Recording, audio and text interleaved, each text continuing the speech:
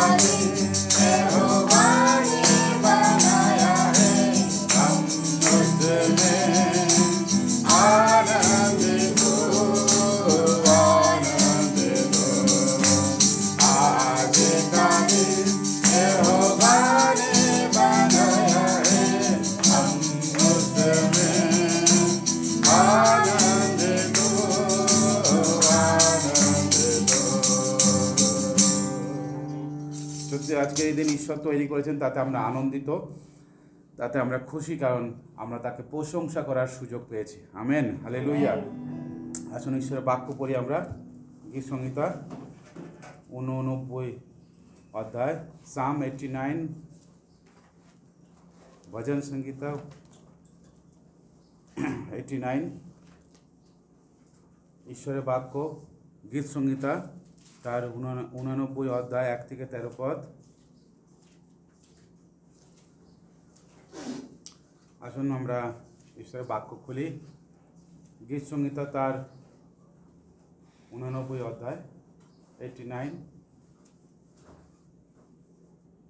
আসুন ঈশ্বরের বাক্য আমরা দেখি, মাঝামাঝি আছে বাইবেলের। আসুন আমরা গীত সংহিতা তার পেজ নাম্বার 897, গীত সংহিতা 89 অধ্যায় 1 থেকে 13 পদ। 897 মাঝামাঝি আলাদা আছে।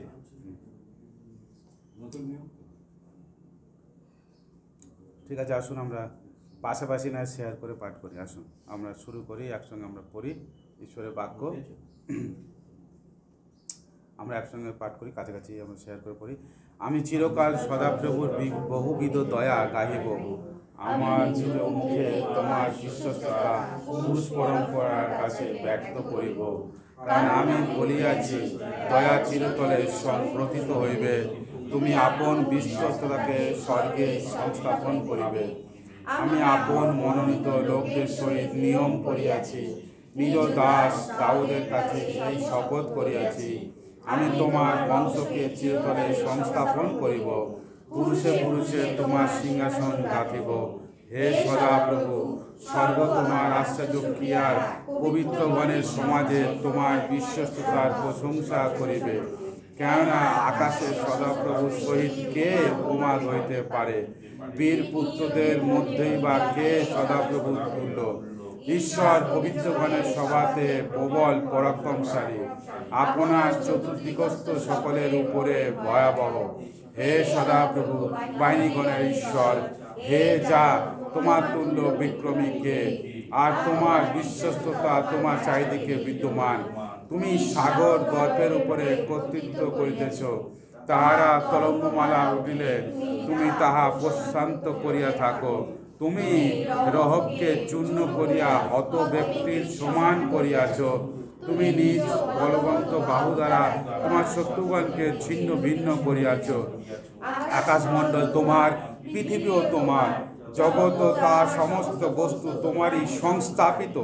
তুমি উত্তর ও দক্ষিণ দিকের সৃষ্টি করিয়াছ। তাবর ও হরমোন তোমার নামে আনন্দ ধ্বনি করে। তোমার বায়ু পরাক্রম বিশিষ্ট, তোমার হস্ত শক্তিমান, তোমার দক্ষিণ হস্ত উচ্চ। আমেন। ইয়া ঈশ্বরের বাক্য। আজকের ঈশ্বরের বাক্য ঈশাহির, তারা এই কোরহ সন্তানরা এই যে গীত তারা রচনা করছেন, তারা এখানে আজকের ঈশ্বরের প্রশংসা করছে এবং তারা ঈশ্বরের মহিমা করছেন যে তিনি ছাড়া আর কে সব পরাক্রম কার্য করবে, তিনি ছাড়া কে সমস্ত, তিনি ছাড়া কে বিক্রমী। কারণ ঈশ্বর তিনি সর্বশক্তিমান, তিনি সব কিছু সৃষ্টিকর্তা, আকাশমণ্ডল পৃথিবীর সৃষ্টিকর্তা, এই জগৎ সব কিছু তিনি স্থাপন করেছেন, সব কিছু তার হাতে তৈরি। তাই এখানে তিনি প্রথমেই বলছে, আমি চিরকাল সদাপ্রভুর বহুবিধ দয়া গাহিব, আমি নিজ মুখে তোমার বিশ্বস্ততা পুরুষ পরম্পরার কাছে ব্যক্ত করিব। কারণ ঈশ্বর তিনি বিশ্বস্ত ঈশ্বর, এটা আমাদেরকে বিশ্বাস করতে হবে। কারণ তিনি বিশ্বস্ত বলিয়াই আমরা এখনও জীবিত আছি এবং তার অনুগ্রহ, তার দয়া বেঁচে আছে এবং আমরা এখনও তার সঙ্গীত, তার আরাধনা করার সুযোগ পেয়েছি। তাই আসুন আমরা সেই ঈশ্বরকে আমরা গান করে আমরা আরও আরাধনায় যাই। ইয়েশু মাসিহ ভরসা মেরা, প্রভু তুমি আমার জীবনের ভরসা, তুমি আমার জীবনের সব কিছু। আমরা তাকে গানটা করার মধ্যে আরও তার মহিমা, তার গৌরব করে। হয়তো গানটা আমাদের কাছে নতুন লাগতে পারে, আসুন আমরা শুনে শুনে পড়ার চেষ্টা করি। ইয়েশু মাসিহ ভরসা মেরা, তিনি আমাদের জীবনের ভরসা।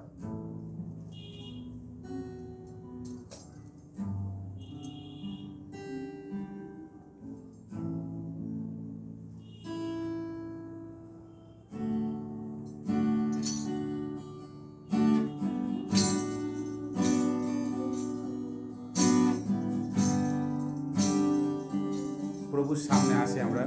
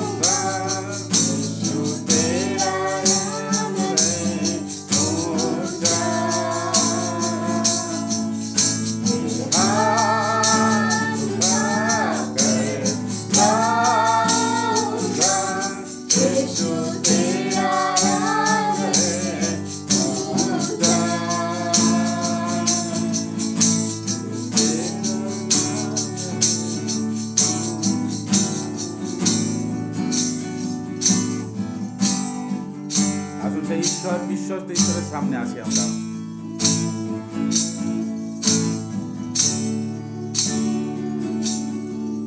কারণ সেই বিশ্বস্ত ঈশ্বর যার নাম উঁচুতে উঠবে, বাক্য বলে তুমি উচ্চকিত হবে, আমরা নিচু হব, সমস্যা নেই। কারণ তিনি আমাদের রাজা, তিনি আমাদের উদ্ধারকর্তা, মুক্তিদাতা। আজকে গানের ভাষায় বলছে यीशु तेरा नाम रहे सबसे ऊंचा, मैं हाथ उठा के तेरे नाम का ऊंचे उठाता हूँ। তার করুণা, তার দয়া আমাদের জীবনে ভোর থাকবে, কারণ তার বিশ্বাসযোগ্যতা এতটাই। ঈশ্বরের বাক্যর মতন বলছে আমরা বংশের পর বংশ আমরা দেখব। আসুন সেই বিশ্বস্ত ঈশ্বরকে আমরা মুখ খুলে ধন্যবাদ জানাই, প্রশংসা করি, প্রার্থনা করি। হালেলুয়া। ধন্যবাদ ঈশ্বর তোমাকে, তুমি বিশ্বস্ত, তুমি পবিত্র, তুমি ধর্মময় ঈশ্বর। হালেলুয়া। তোমার নাম সব থেকে উঁচুতে উঠুক প্রভু, সমস্ত আদর মহিমা তোমার হোক, কারণ তুমি সেই একমাত্র ক্ষুধা জীবন্ত পরমেশ্বর। হালেলুয়া। তোমার আদর মহিমা করি। হালেলুয়া। প্রশংসা করি। হালেলুয়া। আরাধনা করি তোমাকে। হালেলুয়া। সমস্ত যোগ্য তুমি। Hallelujah. Lord, we worship you in this wonderful morning. Lord, you've given us, hallelujah, wonderful opportunity. Lord, we want to adore you. We admire you, Lord. Hallelujah.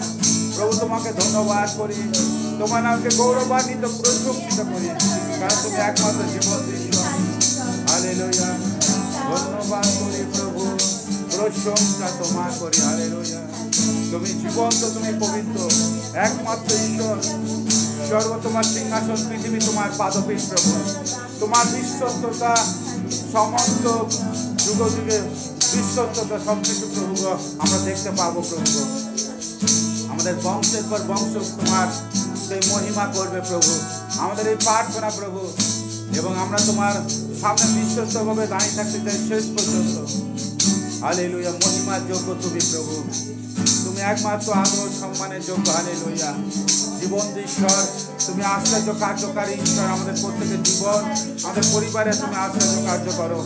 আমাদের দেশ, এই জাতির জীবনে তুমি আশ্চর্য কার্য করো প্রভু। এই দেশের বর্তমান যে পরিস্থিতি তুমি জানো, সেই ভোট পর্ব চলছে। ঈশ্বর উপযুক্ত নেতৃত্ব তুমি ঢুকিয়ে দাও প্রভু। এই দেশকে যে ভালোভাবে শাসন করবে, দেশের প্রত্যেকটা বিষয়কে যে প্রভু তোমার অনুগ্রহে চালিত করো প্রভু। তোমাকে ভক্তি ভয় করে যে জীবন করবে, এইরূপ নেতাকে তুমি নির্বাচিত করো ঈশ্বর। তোমরা তুমি তোমার ইচ্ছা তুমি পূর্ণ করো, কারণ তুমি একমাত্র জীবন্ত। তোমার ইচ্ছা সিদ্ধ হোক প্রভু ভারতবর্ষে। তোমার পরিকল্পনা তুমি পূর্ণ করো, কারণ তুমি ঈশ্বর, আমাদের সৃষ্টিকর্তা। হালেলুয়া। আমাদের প্রত্যেকের জীবন, পরিবারে প্রতিটা পরিস্থিতি তুমি জানো, তুমি অনুগ্রহ করো। যারা অসুস্থ, যারা পীড়িত আছে, এই সময় যারা প্রভুকে শুনছে, দেখছে, তাদের প্রত্যেকের জীবনে আশ্চর্য কার্য করো প্রভু। তাদের রোগকে আরোগ্য করো, তার জন্য তোমার যিশু নামে প্রভু গো সুস্থ হয়ে তোমাকে ধন্যবাদ, কৃতজ্ঞতা জ্ঞাপন করতে। হালেলুয়া। তুমি আরোগ্যকারী ঈশ্বর, ইহোবা রাফা। হালেলুয়া। এই সময় তোমার সেই যিশু নামের শক্তি আমি তাদের উপরে ঘোষণা করি, না নেম অফ জিসাস। হালেলুয়া। প্রভু তাদেরকে তুমি স্পর্শ করো, অনুগ্রহ করো, প্রত্যেকের সুবুদ্ধি দাও, জ্ঞান দাও, যেন তারা তোমার সত্যের পথে চলতে পারে, তোমার ধার্মিকতার পথকে অনুসরণ করতে পারে প্রভু। সমস্ত জাগতিকতা, সমস্ত রকম মন্দতা থেকে তাদেরকে রক্ষা করো। হালেলুয়া। হে দয়াময় প্রভু, হে মঙ্গলময় ঈশ্বর, তোমার সেই অনুগ্রহ তুমি তাদের প্রতি দেখাও। হালেলুয়া। হালেলুয়া। ধন্যবাদ করি তোমাকে, প্রশংসা করি তোমাকে, কারণ তুমি একমাত্র যোগ্য। হালেলুয়া। সমস্ত আদর মহিমা পাওয়ার যোগ্য তুমি প্রভু, কারণ তুমি যোগ্য ঈশ্বর। হালেলুয়া। তোমার সামনে আমাদেরকে নত নম্র হয়ে চলতে সাহায্য করো। হালেলুয়া। প্রভু তোমারই গৌরব করি, তোমারই মহিমা প্রশংসা করি। হালেলুয়া। যিশু তোমার ধন্যবাদ, প্রশংসা, মহিমা। প্রভু তোমাকে প্রশংসা করি, তোমাকে মহিমা করি, কারণ তুমি মহিমা পাওয়ার একমাত্র যোগ্য। সমস্ত আরাধনার যোগ্য তুমি, কারণ প্রভু তুমি আমাদের ঈশ্বর, আমাদের প্রভু। হালেলুয়া। মহিমা, মহিমা, গৌরব তোমার, প্রশংসা তোমার, হালেলুয়া।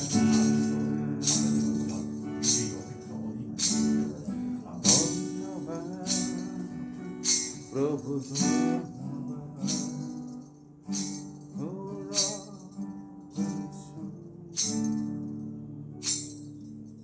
আমাদের বিশ্বস্ত ঈশ্বর প্রভু, তোমাকে ধন্যবাদ প্রভু। আমরা জানি কি রূপ পরিস্থিতি আসছে, একটার পর একটা দিন যখন যাচ্ছে আমরা দেখছি যত আরো কঠিন থেকে কঠিনতর।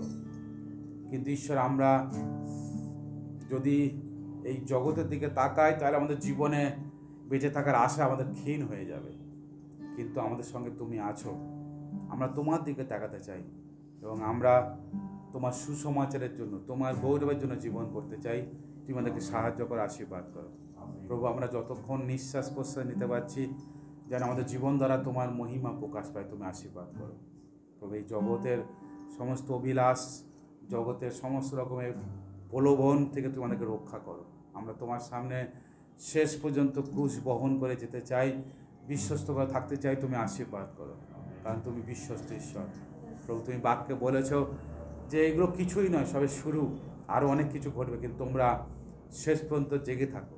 হ্যাঁ প্রভু, আমাদেরকে প্রার্থনায় তোমার বাক্য অধ্যয়নের মধ্যে দিয়ে জেগে থাকতে হবে, তোমাদেরকে সাহায্য করো, আশীর্বাদ করে যেন আমরা তোমার দিকে চেয়ে থাকতে পারি প্রভু। আমাদের প্রত্যেকের জীবন, আমাদের পরিবারকে তোমাদের রাখলাম, তুমি নিয়ন্ত্রণ করো প্রভু। সব কিছু তোমার মহিমার জন্য হয়, সঙ্গে থাকো, আশীর্বাদ দাও। ধন্যবাদ প্রশংসা তোমাকে দিয়ে প্রভু। সমস্ত প্রার্থনা তোমাকে শোনার জন্য ধন্যবাদ দিয়ে আশীর্বাদের সঙ্গে প্রার্থনা যিশু তোমার নামে চাই। আসুন আমরা পরিত্রিক বিশ্বাসত পাঠ করি।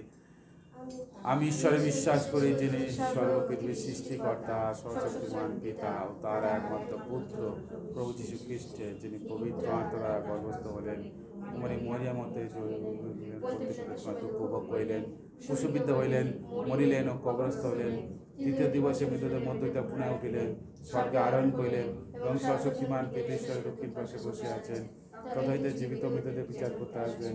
আমি পবিত্র আত্মায়, পবিত্র সাহেবের মণ্ডলীতে, স্বদেশ সহভাগিতায়, পাপ মোচনে, শরীরের পুনরুত্থানে, অনন্ত জীবনে বিশ্বাস করি।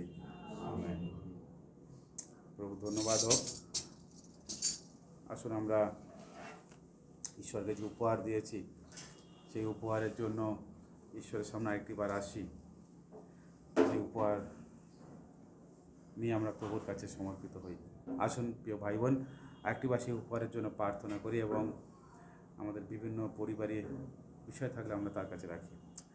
পবিত্র মঙ্গলময় পিতা, তোমাকে ধন্যবাদ, তোমার গৌরব প্রশংসা মহিমা করি প্রভু। ঈশ্বর, যে উপহার আমরা ভালোবাসা মন নিয়ে তোমার কাছে এনেছি, উপহারকে তুমি গ্রহণ করো, আশীর্বাদ করো প্রভু। হয়তো আমাদের পরিবারে অনেক সমস্যা থাকতে পারে প্রভু গো, আমরা হয়তো পুরো সব কিছু নিয়ে আসতে পারি না, অনেক সময় হয়তো আমাদের মনে অনেক চিন্তা থাকে, কিন্তু প্রভু তবুও আমরা তোমার সামনে বিশ্বস্তভাবে আসতে চাই, বিশ্বস্তভাবে তোমাকে আমাদের ভালোবাসা দেখাতে চাই, কারণ তুমি আমাদেরকে ভালোবেসে তোমার একমাত্র পুত্রকে তুমি দিয়েছো যেন আমরা তার মধ্য দিয়ে তোমার কাছে পৌঁছাতে পারি, তোমার স্বর্গরাজ্যে যেতে পারি। তাই ধন্যবাদ।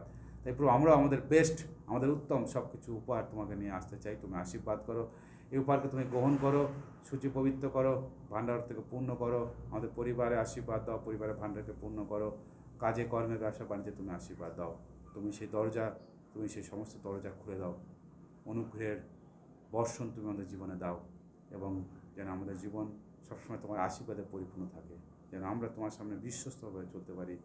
অনুগ্রহ করো, দয়া করো, সঙ্গে থাকো, পরিবার পরিজন প্রত্যেককে আশীর্বাদ করো। প্রার্থনা শুনলে ধন্যবাদ, প্রার্থনা যীশু খ্রিস্ট তোমার নামে চাই।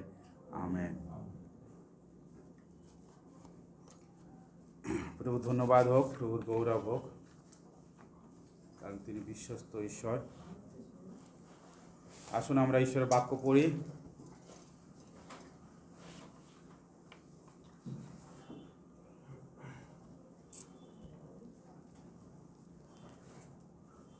লূক লিখিত সুসমাচার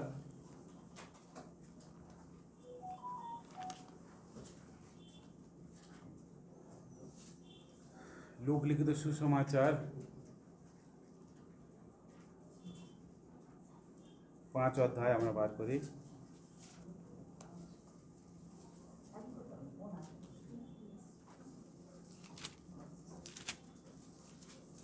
আসুন লুকলিখিত সুসমাচার 5 অধ্যায় 1 থেকে 11 পদ আমরা একসঙ্গে সমবেতভাবে পাঠ করি ঈশ্বরের বাক্য।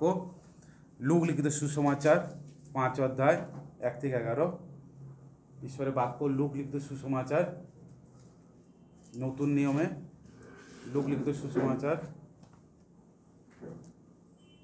সূচিপত্র থেকে আপনারা বার করতে পারেন। লুকলিখিত সুসমাচার তার 5 অধ্যায় 1 থেকে 11 পদ। আসুন আমরা বার করি, আসুন আমরা ঈশ্বরের বাক্য আমরা পাঠ করি, যদি বার করে থাকি। আসুন আমরা শুরু করি। একদা যখন লোকসমূহ তাহার উপরে চাপাচাপি করিয়া পড়িয়া ঈশ্বরের বাক্য শুনিতেছিল, তখন তিনি গিনেসরত হ্রদের কূলে দাঁড়িয়েছিলেন। আর তিনি দেখিলেন হ্রদের ধারে 2খান নৌকা রহিয়াছে, কিন্তু ধীবরেরা নৌকা হইতে নামিয়া গিয়া জাল ধুইতেছিল। তাহাতে তিনি ওই দুয়ের মধ্যে একখানিতে সিমনের নৌকাতে উঠিয়া স্থল হইতে একটু দূরে যাইতে তাহাকে বিনতি করিলেন। আর তিনি নৌকায় বসিয়া লোকসমূহকে উপদেশ দিতে লাগিলেন। পরে কথা শেষ করিয়া তিনি সিমনকে কহিলেন, তুমি গভীর জলে নৌকা লইয়া চলো, আর তোমার মাছ ধরিবার জন্য তোমাদের জাল ফেলো। সিমন উত্তর করিয়া কহিলেন, হে নাথ, আমরা সমস্ত রাত্রি পরিশ্রম করিয়া কিছুমাত্র পাই না, কিন্তু আপনার কথায় আমি জাল ফেলব। তাহারা সেইরূপ করিলে মাছের বড় ঝাঁক ধরা পড়িল ও তাহাদের জাল ছিঁড়িতে লাগিল।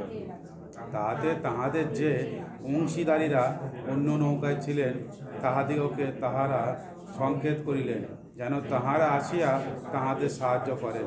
তাহারা আসিয়া 2খান নৌকা এমন পূর্ণ করিলেন যে নৌকা 2খানি ডুবিতে লাগিল। তাহা দেখিয়া সিমন পিতর যিশুর জানুর উপরে পড়িয়া কহিলেন, আমার নিকট হইতে প্রস্থান করুন, কেননা হে প্রভু, আমি পাপী। কারণ জালে এত মাছ ধরা পড়িয়াছিল বলিয়া তিনি ও যাহারা তার সঙ্গে ছিলেন সকলে চমৎকৃত হইয়াছিলেন।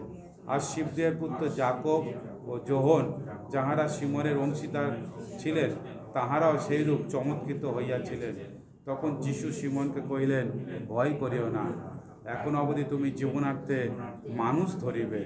পরে তাহারা নৌকা কূলে আনিয়া সকলেই পরিত্যাগ করিয়া তাহার পশ্চাৎগামী হইলেন। আমেন। ঈশ্বর ধন্যবাদ হোক ঈশ্বরের জীবন্ত বাক্যের জন্য। আজকের আমার যে বাক্যের বলার বিষয় হলো আমাদের জীবনকে আরও গভীরে নিয়ে যাওয়া, টেক দ্য লাইফ ডিপার। আমরা যে দেখি আজকের গল্পটা, যে ঘটনাটা, যে আমরা এটা যিশুর সিনেমাতে দেখেছি, অনেক মাছ পড়েছে এরকম ঘটনা। তো আজকের এই যে অংশটা আমরা পাঠ করলাম, লুকলিখিত সুসমাচার তার 5 অধ্যায় 1 থেকে 11 পদে, যে প্রথমেই যে বিষয়টা দেখছি যে লোকসমূহ, সেখানে অনেক ভিড়, কারণ যিশু যেখানে যেতেন অনেক ভিড় হতো, এবং কেননা বিভিন্ন মানুষ বিভিন্ন চিন্তা নিয়ে যেত।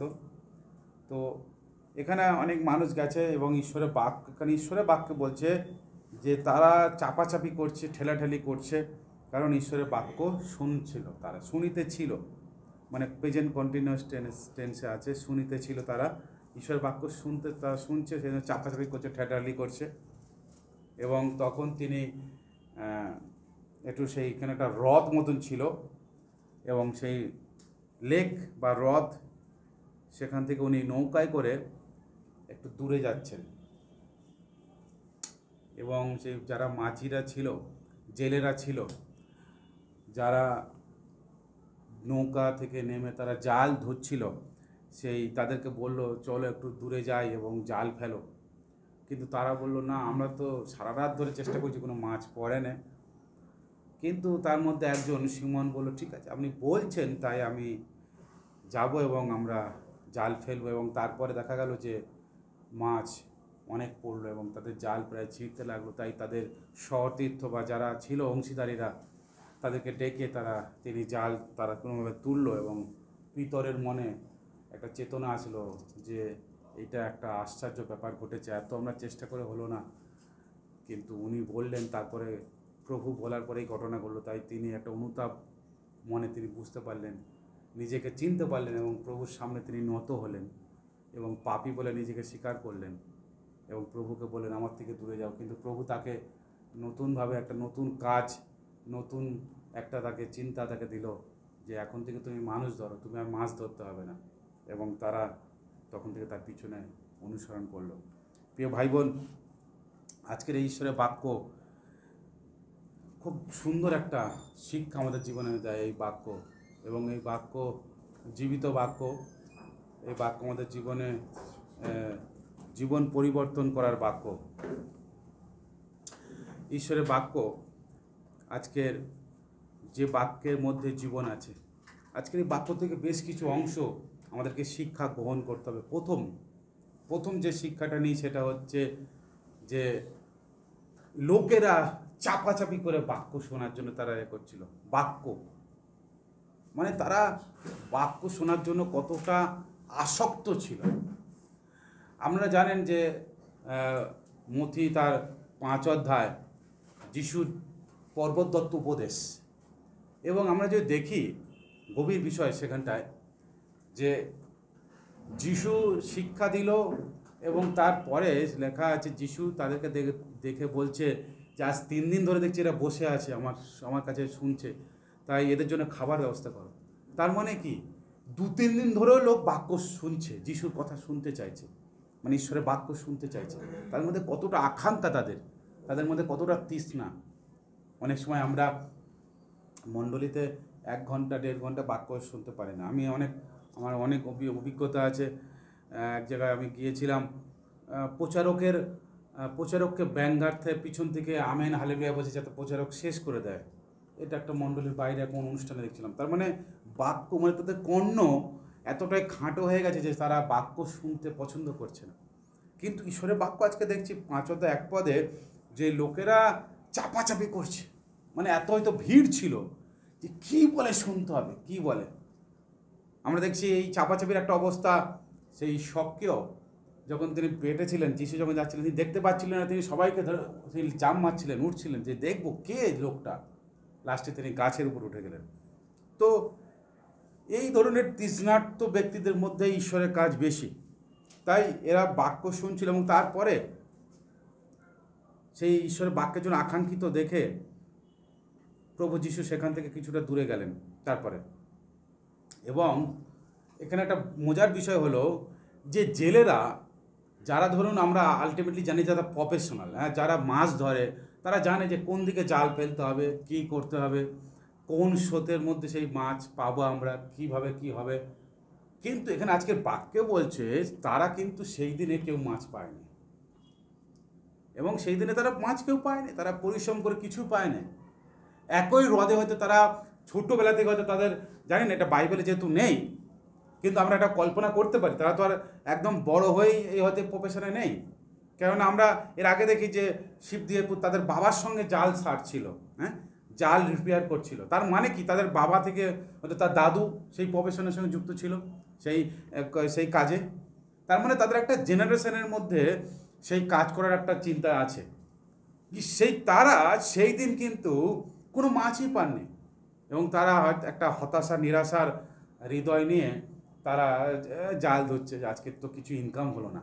এবং সেই সময় যিশু সেখানে গিয়ে বলছে, এই তোমাদের নৌকাটা একটু দূরে মাঝখানে নিয়ে চলো, এবং আমি যেদিকে জাল ফেলতে বলি সেদিকে ফেলো। হয়তো সামগ্রিক বা প্রাথমিকভাবে তাদের কাছে ব্যাপারটা মস্করার বিষয় হতে পারে, কিন্তু পিতর তো বললো ঠিক আছে আপনি বলছেন যেখানে আমরা জাল ফেলবো। এবং এখানে ওই কথাটা লেখা আছে কিন্তু আপনার কথায় আমি ফেলবো। এই যে আপনার কথা, মানে যিশুর কথাটাকে গুরুত্ব দেওয়া, যিশুর কথাটাকে প্রায়োরিটি দেওয়া, আপনার কথা আমি ফেলবো। তিনি সেখানে কিন্তু লেখা নেই আপনি বলছেন ঠিক আছে দেখছি যা হয় যাবে ফেলবো, কিন্তু এখানে বলছে আপনার কথায় আমি জাল ফেলবো। যিশুর কথায় সে কতটা ভরসা করেছে না। আমরা আজকে গান করছিলাম ভরসা, ইহোবা, সেই ঈশ্বরের উপরে ভরসা। এবং মাছ পড়লো এবং মাছ এতটাই পড়লো যে তাদের নৌকা, মানে জাল আর তুলতে পারছে না, তাদের অপর লোককে ডাকছে এবং জাল ছিঁড়ে যাওয়ার অবস্থা। সেই সময় তাদের পাশাপাশি সবাইকে ডাকলো এবং 2খানা নৌকা পূর্ণ হয়ে গেল। প্রিয় ভাই বোন, আজকের আমাদের জীবন, অনেক সময় আমরা হতাশার মধ্যে থাকি। আমরা প্রিয় ভাই বোন, অনেক সময় আমাদের জীবনে আমরা আশাতীত ফল আমরা পাই না। আমাদের নিজেদের চিন্তা ভাবনা পরিশ্রমের করেও আমরা সেই সাকসেস আমাদের জীবনে দেখতে পাই না। প্রিয় ভাই বোন, আজকের আমাদেরকে এখান থেকে আমাদের জীবনে ভাবতে হবে। আজকে প্রভু যিশু আজকের আমাদেরকে একই কথা বলছে। তিনি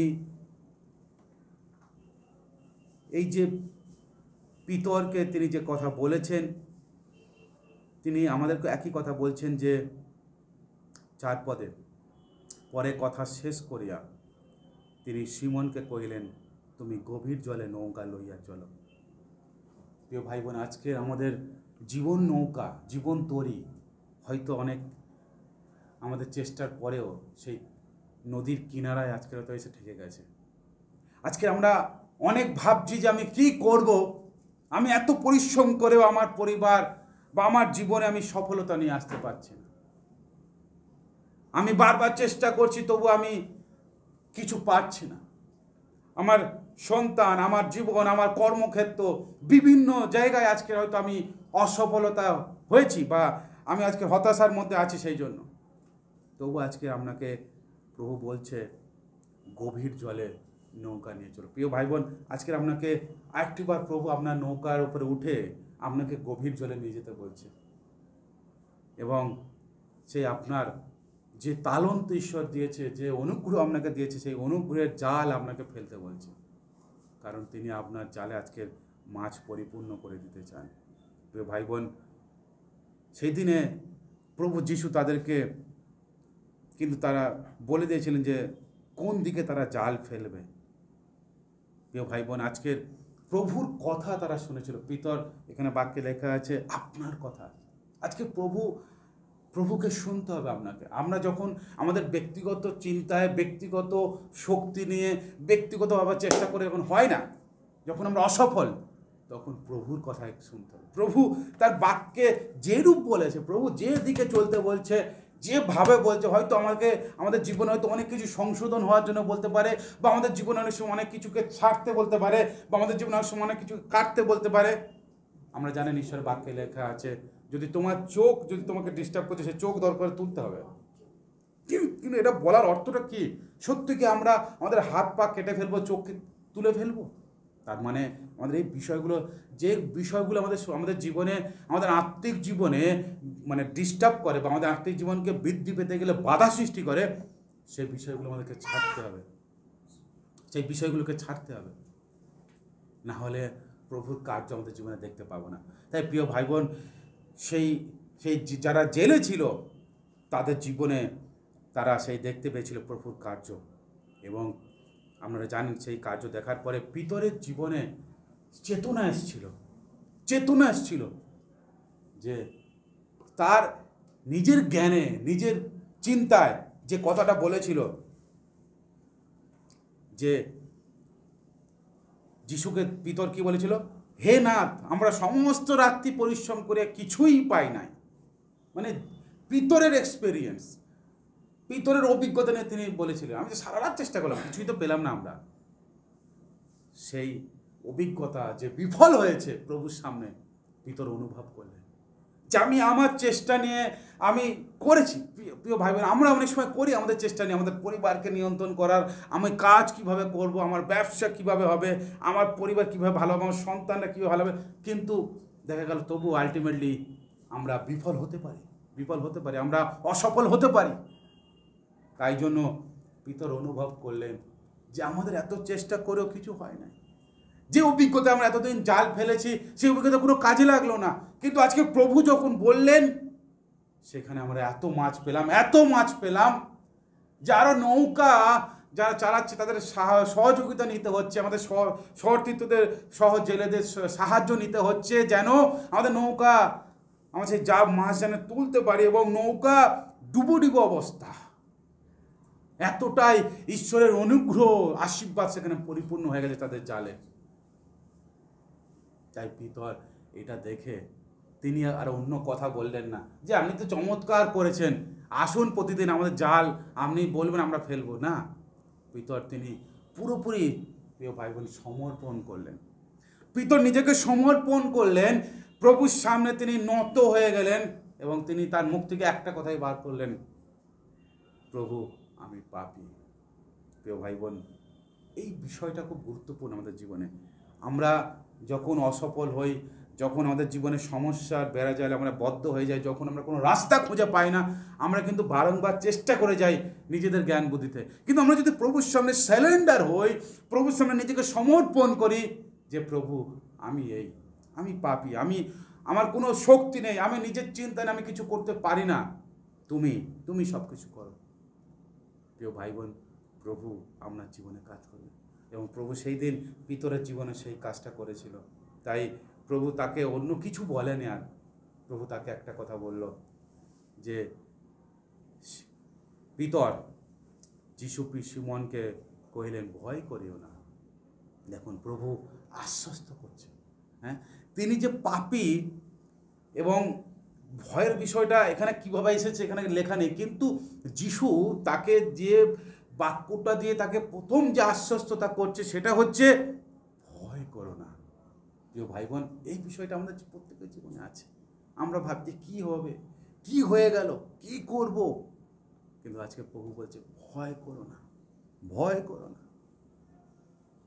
এখন অবধি তুমি জীবনার্থে মানুষ ধরবে।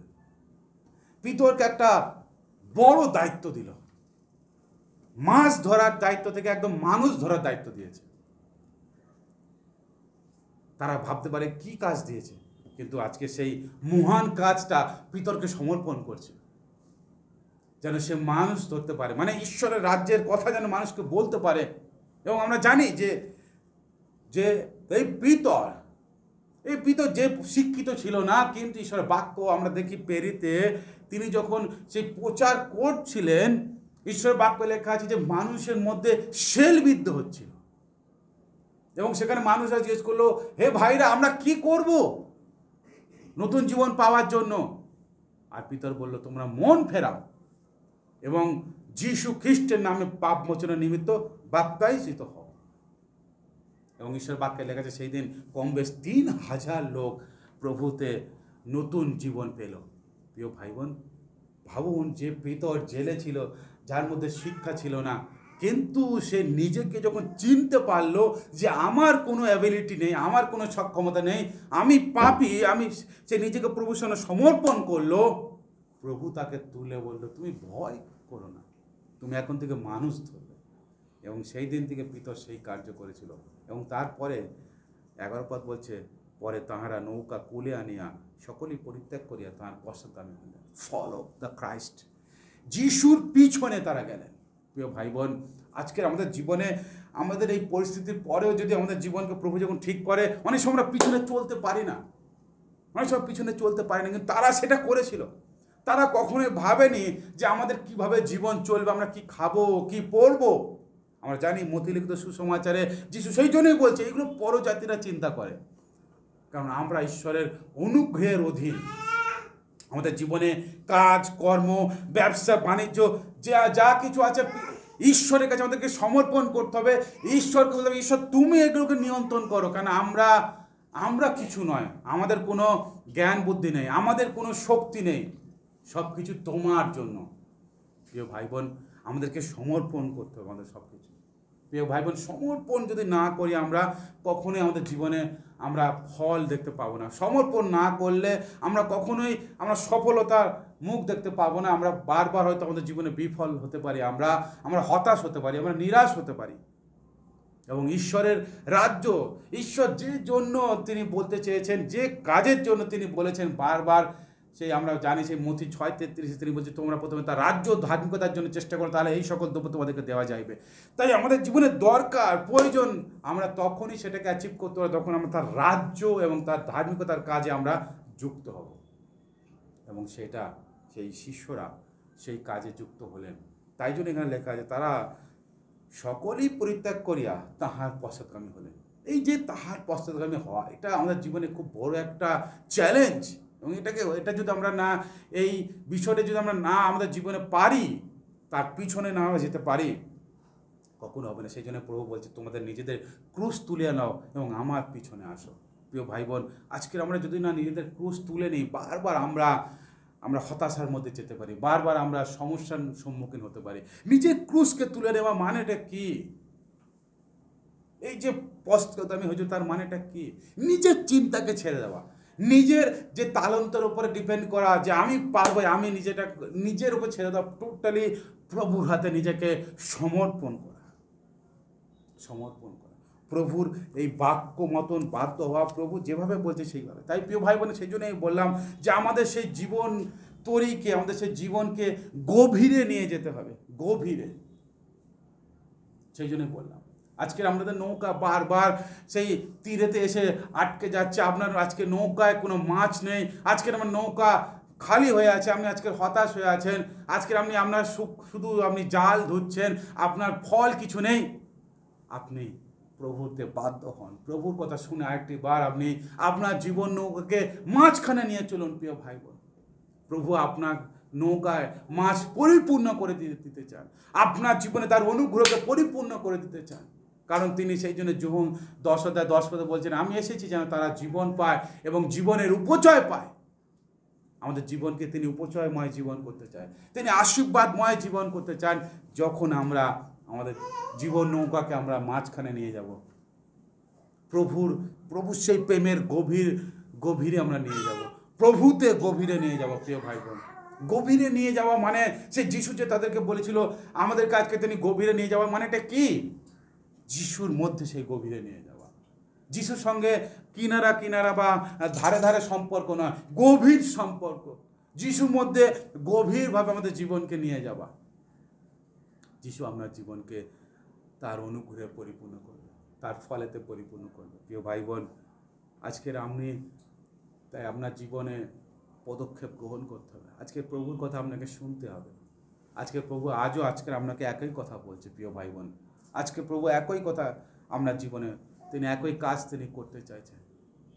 তাই সেদিন পিতর যে রূপ চেতনা পেয়েছিল, যদি আপনি আজকে সেই রূপ চেতনা পান এবং আপনার জীবনকে যদি তার হাতে সমর্পণ করেন, তাহলে প্রভু আপনাকে সেই মানুষ ধরার কাজ আপনাকেও সমর্পণ করতে চান। অনেক হাজারো আত্মা আপনার মধ্যে দিয়ে তিনি বাঁচাতে চান। যারা আজকের অন্ধকারে আছে, যারা আজকের হতাশা নিরাশার উপত্যকায় পড়ে আছে, যারা আজকের মৃত্যুর উপত্যকায় পড়ে আছে, যিশু আজকে আমাদের প্রত্যেকের জীবনকে পরিবর্তন করতে চায়।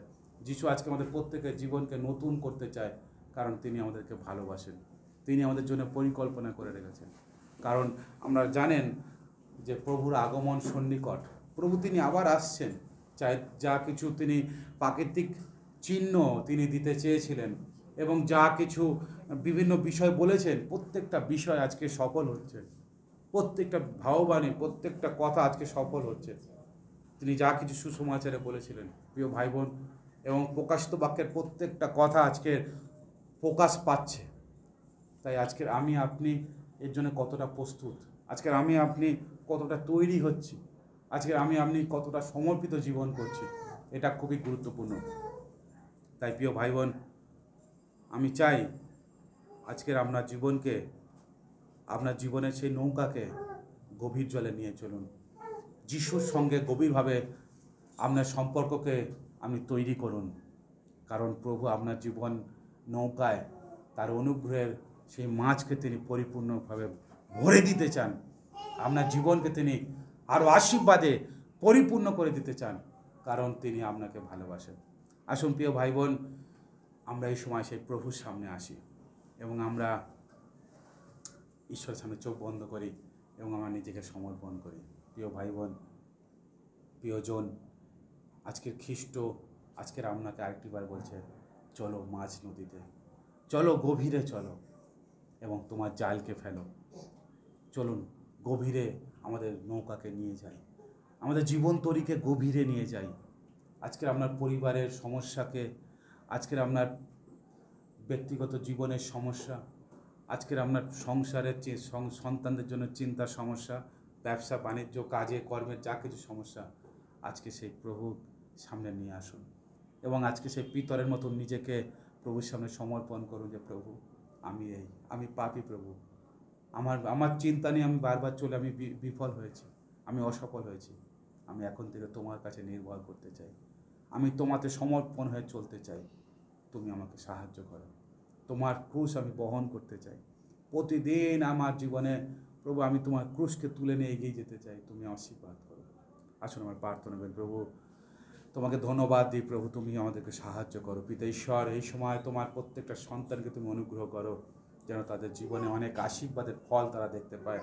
প্রভু, বারবার তাদের নৌকা সেই তীরে এসে দাঁড়িয়ে যাচ্ছে প্রভু, কোনো ফল নেই। তারা হয়তো অনেক হতাশা নিরাশার মধ্যে আছে, তাদের জীবনে অনেক কষ্ট থাকতে পারে, কিন্তু প্রভু আমি তাদের জন্য প্রার্থনা করি তারা যেন আবার তাদের নৌকাকে তোমার সেই গভীর জলের মধ্যে তারা নিয়ে যেতে পারে, তোমার সঙ্গে গভীর সম্পর্কের মধ্যে নিয়ে যেতে পারে, এবং তারা যেন সেই তোমার কথা মতন যেন তাদের সেই জালকে যেন তারা নিক্ষেপ করতে পারে, যেন ফল অনেক মাছে যেন পরিপূর্ণ হয়ে যায় প্রভু। তারা যেন সেই খুশিতে যেন তোমাকে গৌরব করতে পারে এবং তাদের নিজেকে সমর্পণ করতে পারে এবং তোমার পশ্চাৎগামী হতে পারে, তোমাকে অনুসরণ করতে পারে। তুমি আশীর্বাদ করো প্রভু, তুমি সাহায্য করো। তারা অন্য মানুষকে দেখিয়ে বলতে পারে, হ্যাঁ সেই যিশুকে আমি সন্ধান পেয়েছি, তিনিই সেই আমার মুক্তিদাতা পরিত্রাতা। এই সাক্ষ্য যেন বহন করতে পারে, অনেক মানুষকে যেন তারা ধরতে পারে, অনেক আত্মাকে যেন তারা বাঁচাতে পারে। তুমি আশীর্বাদ করো, অনুগ্রহ করো, দয়া করো পিতা ঈশ্বর। তুমি তাদের প্রত্যেকের জীবনকে আরও সুন্দর করো প্রভু। তোমার আগমন সন্নিকট, আমরা আরও প্রভু সে ফল নিয়ে তোমার সামনে উপস্থিত হতে চাই এবং আমাদের জীবন দ্বারা তোমাকে গৌরব প্রশংসা করতে চাই। তুমি আশীর্বাদ করো প্রভু। তোমারই ধন্যবাদ, তোমারই গৌরব করি। তোমাদের সঙ্গে সঙ্গে আছো, আমাদের প্রত্যেকের জীবন তরিকে তুমি পরিবর্তন করবো আমরা বিশ্বাস করি। আমাদের সঙ্গে সঙ্গে আছো, ধন্যবাদ। সারা সপ্তাহের ভার নাও, সমস্ত মন্দ থেকে রক্ষা করো। গৌরব মহিমা তোমাকে দিয়ে আশীর্বাদের সঙ্গে প্রার্থনা যিশু খ্রিস্ট তোমার নামে চাই, আমেন।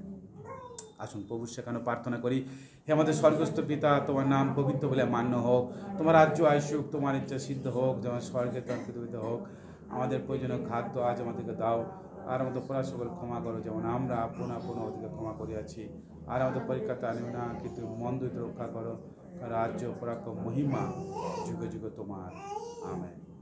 আসুন আশীর্বাদ গ্রহণ করে এখন থেকে পিতা ঈশ্বরের প্রেম, প্রভু যীশু খ্রিস্ট অপর অনুগ্রহ, পবিত্রতা, সহভাগিতা, শান্তি, চালনা, প্রেরণা আমাদের প্রত্যেকের সঙ্গে, প্রত্যেকের পরিবারের সঙ্গে, দিন দুঃখী অনাথ অসহায় মানুষ তাদের সঙ্গে এখন থেকে প্রভু দ্বিতীয় আগমন পর্যন্ত নিত্য নিত্য বিরাজ করুক, আমেন। প্রভু আপনাদের সহবর্তক, প্রভুর শান্তি আপনাদের উপর বর্তুক, আমেন।